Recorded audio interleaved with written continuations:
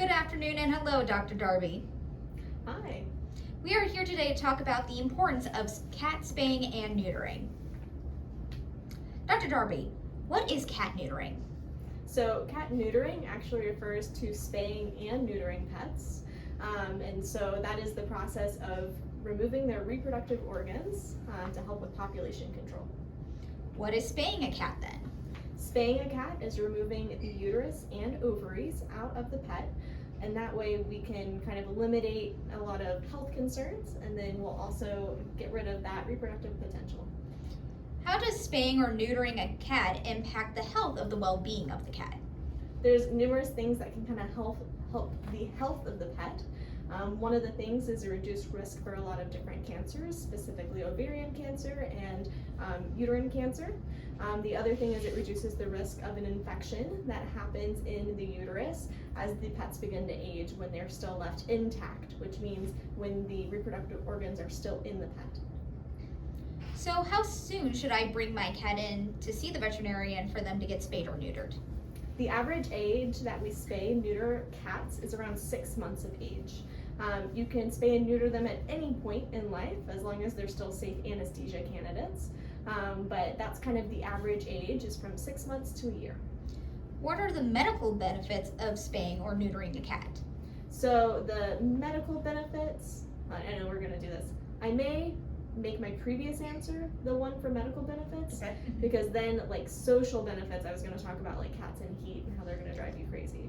So I may skip this question. All right, skipping. How will spaying or neutering a cat affect a cat's behavior? Here we go.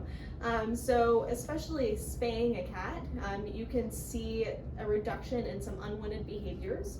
So when cats are in heat, they like to be a little bit obnoxious. They really like attention. They're meowing all the time. They like to rub their rear end over everything. And sometimes they'll also start fights with other cats.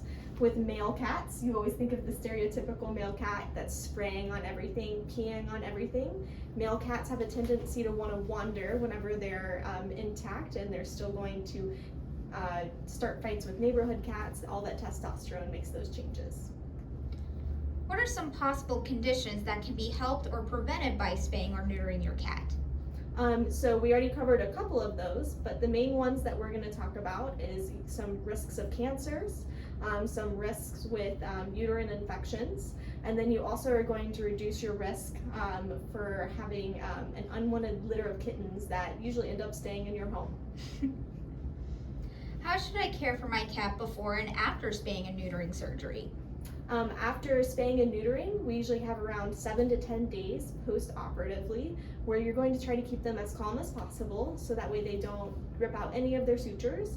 The neuter is not as strict because there aren't any sutures to worry about, but the spay, they need to heal up so that way their body wall can close.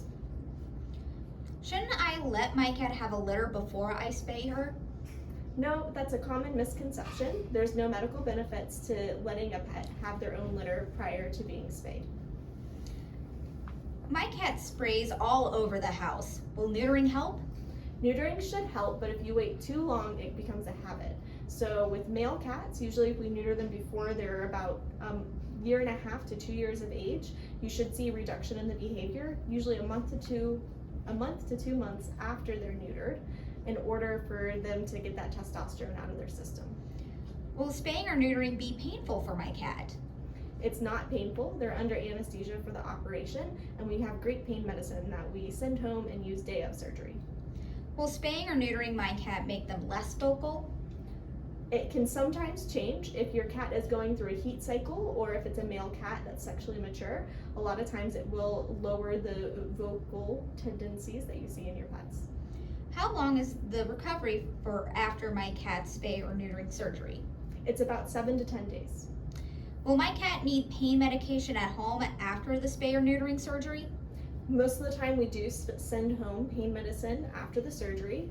We do have some newer products that will last long enough that it can cover it. So it depends on what your pet needs. Will my cat require anesthesia for the surgery? 100%. Can my cat get a microchip during their spay or neuter? It's advisable to do the microchip during the spay or neuter, especially when they're 6 months of age, because the needle that we use is quite large, so we want to make sure that we're not causing any pain. But if your pet is already spayed or neutered and you want to microchip them, don't let them stop you. There's many things that we can do to make the process easy.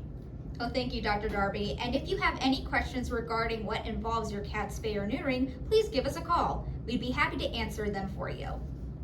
Do you have anything else to add?